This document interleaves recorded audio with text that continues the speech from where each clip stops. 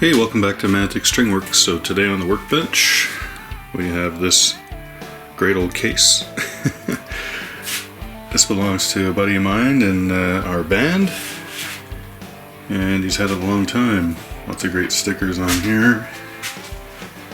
Well used, well loved. Let's open it up. Let's see what he brought me. Aha. So this is a Telecaster, a Squier Affinity Series Telecaster he picked up recently on Kijiji, like on the used marketplace. Really nice creamy white color, I like that. I like the fully adjustable bridge, 6 saddles, standard Telecaster layout.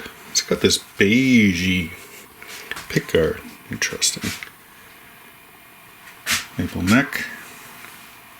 Tele headstock, of course. I believe this is from 2011. I'll have to check again. 3 strings. No, it's not a sitar or anything like that. I think he just left 3 strings on it. Keep some string tension on the neck. In any case, we're going to put a new switch in, an Oak Grisby switch. There we go. Some CTS pots. I think we're changing the output jack too, and we're gonna put some new strings on. Alright, well, let's get to work on this really creamy looking Telecaster. I like it. So I'm gonna change the electronics like I mentioned. New pots, new switch, I think the output jack too, so that's okay. But my buddy was complaining about the noise on this guitar, so I'm going to try plugging it in. And okay, that doesn't really want to go in. Ooh, got to really push it in, so probably some wires in the way there. Okay, that's not great. Oh!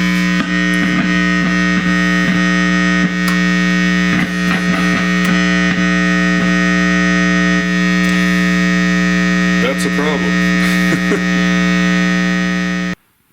Alright, I turned that off. Okay, there's obviously something going on there. So we're going to take this off anyways and have a look. And everything else looks pretty good on the guitar. Alright, let's start with taking the electronics out. Get this cover plate off.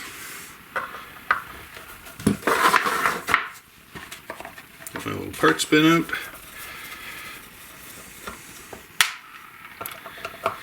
What's nice about Telecasters, of course, is how easy it is to get into the control cavity. There we go. Okay. I'm going to flip this over. Okay, so, we can look at the wiring here. Pretty standard Tele setup. This switch, though, that's an import switch. We'll use this new 3-way switch, which is more traditional for a Telecaster and a Strat. This is a 3-way for a Tele, 5-way for a Strat. This is an Oak Grigsby model, I believe. Yeah. So that'll be nicer. And then we have some new pots here. These are full-size pots, so those aren't bad. Let me just see what we got here. Yeah, so these are CTS pots. 250K. Is that a linear taper, audio taper? I can't see, doesn't say on there. These turn nice. Okay, well, switch those out. There's a couple of capacitors that we'll reuse.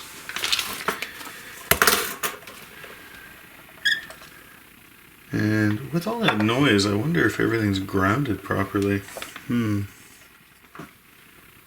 Okay, so I've got the multimeter out.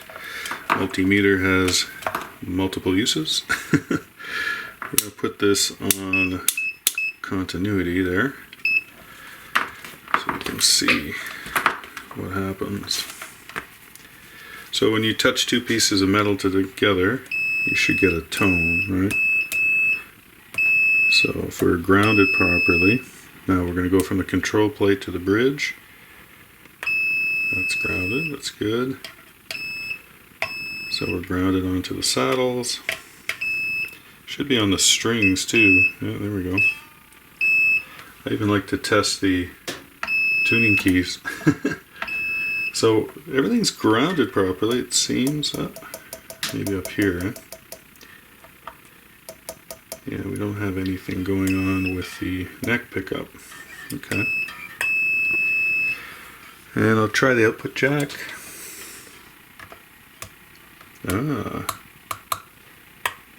Okay. Alright, well, I suspect because it was hard to put in the output jack, that there's something going on in there too.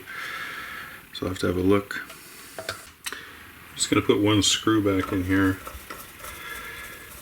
because I need to take off the output jack cover here. And everything was sort of falling out. So I'll remove this. I almost feel like there's not enough room inside that cavity where the output jack is. We'll see when we open it up. Oh, I guess all you can see is my hand there, right? Sorry about that. Not for compelling video, I don't think. Try and move it out of the way a little bit.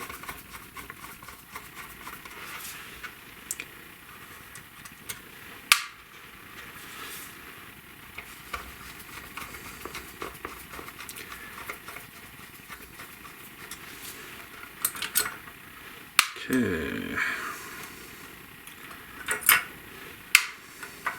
Let's see what we have inside here.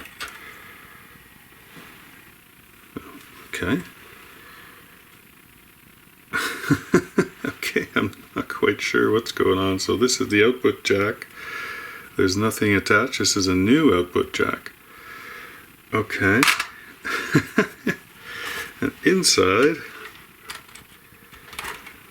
we have the output jack. Okay, I'm gonna have to talk to my buddy about this. I think he might have just put the new one on there so he wouldn't lose it. He forgot to tell me about it though. Okay, well let me plug into this and see what we're getting. Okay, well that works. Okay, we're plugged in here loosely. Turn the amp on.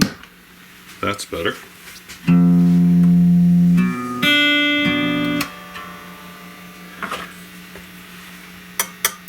Oh, nothing. We should have the neck here, right, in this position. This should be both. Yeah, that's both. Rear pickup. Okay, that's working. So let's see some volume. And the tone's working. Okay, so in the first, well, the third position, I guess, there's nothing going on there. So we're going to get rid of that switch anyways, so we're going to put that new switch on. Just going to remove the pick guard. Put that out of the way. No shielding or anything on the back of that. Okay. Yeah, I'm not sure what's going on with the switch. Might be just wired wrong, but we definitely had no output from the neck pickup, which is kind of odd. Okay, well I've got the soldering iron on, so we're going to take off these leads here.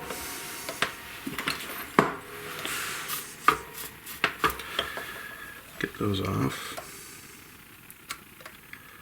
I guess. So next thing I need to do is solder a few things, right? So these are the two output wires from the pickups right here, and I can hard to see which one's which. I'll have to pull on them a little bit because it's a very tiny hole in there. Okay, there, and there are the two ground wires from the pickup, so we can get rid of those.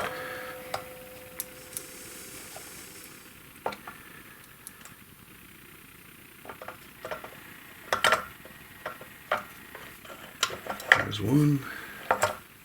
Ouch, things are hot. The other one. So we've got 2 ground wires attached here.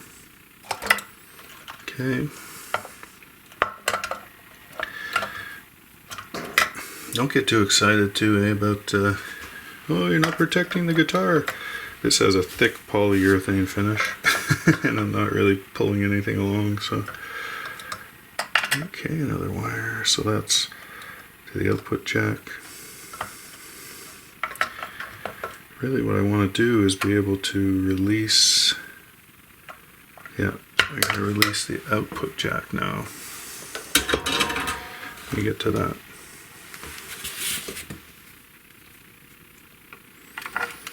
There we go. I should be able to desolder this. There's one. Here's the other. Okay, that is one crappy looking output jack. Oh my god, super cheap. That's going in the garbage. Okay, we should have our control plate. Cool. Let me move the guitar out of the way. So like I mentioned earlier, the beauty of working on a Telecaster is its simplicity, and the fact that you can take the whole control plate out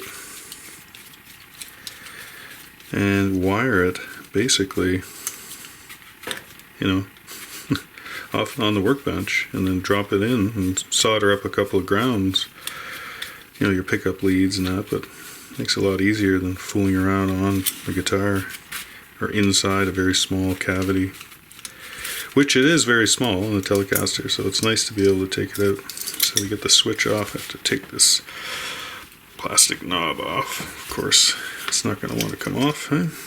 Nope. Okay.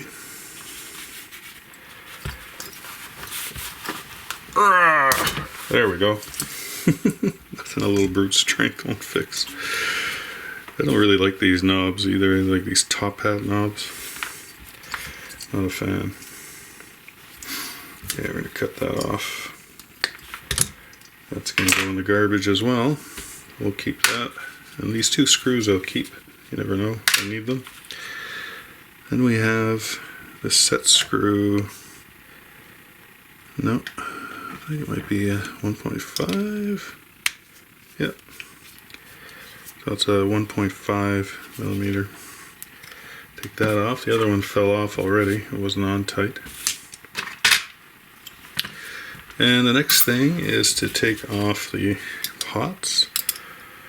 Is that a 10? I think we're 12, eh? Oh, interesting. 7/16. Love these little Stumac wrenches.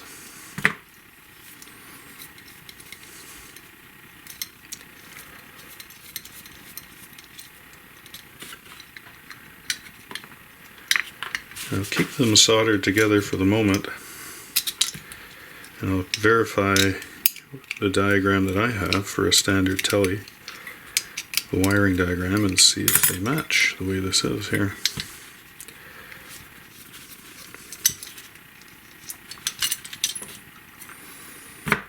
Okay, here's a closer look. Oh, there's the lock washer. I'll keep those. Okay, well here's a diagram straight from Fender. So we've got a modern wiring and we have the vintage wiring set up here. So we're going to use the modern wiring here. I'll show you that quickly. So it's pretty easy to follow the steps, right? So there are the 2 pots, there's the switch, capacitor in between. So now you keep the diagram close by. And because we have the control plate here, I'll give it a quick wipe. We can reinstall, or we can install, I should say, the component parts. Okay, so let me get them onto the control plate. Of course, just as you get started, right, I'm going to go put the switch in and then run the screw through plate into the switch, but it doesn't go. New one's just a little bit bigger than the opening there. So I'll measure, that is, and the outside of the thread's exactly 1/8. So I'm going to drill a hole through here, just widen up that hole to 1/8. Alright, so when I measure this screw, so I thought it was 1/8, but it's actually like 9/64, 3.4 millimeters, 134 thousandths. So I want to drill out these two holes on the plate to about 9/64, just until this slips through. Let me get the right drill bit. Okay, we've got a 9/64 drill bit. And I can do this on the drill press, but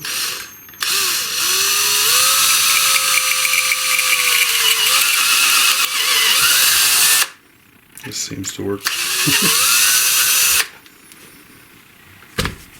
Now what I want is this to slip through just like that. Perfect. Do the other one and then we'll attach the switch. Okay, next we're going to put in one of the pots, and we want the pots to be like that, but obviously upside down. So make sure to put the lock washer, that's the one with the little teeth on it, right? Make sure that that's on the underside, right? We're going to put that in there. And would you look at that? These pots don't fit in here either. It's my lucky day, isn't it? I think I have to drill this out as well. Let's check and see.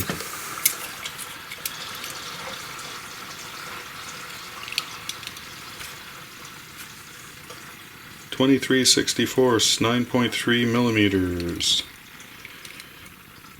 Yeah, and what's the hole?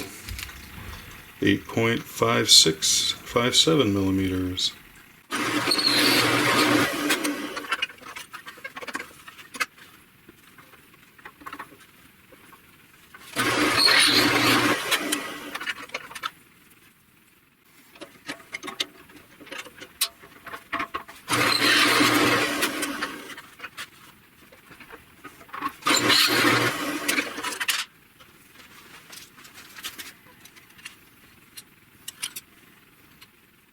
Okay, should we try that again?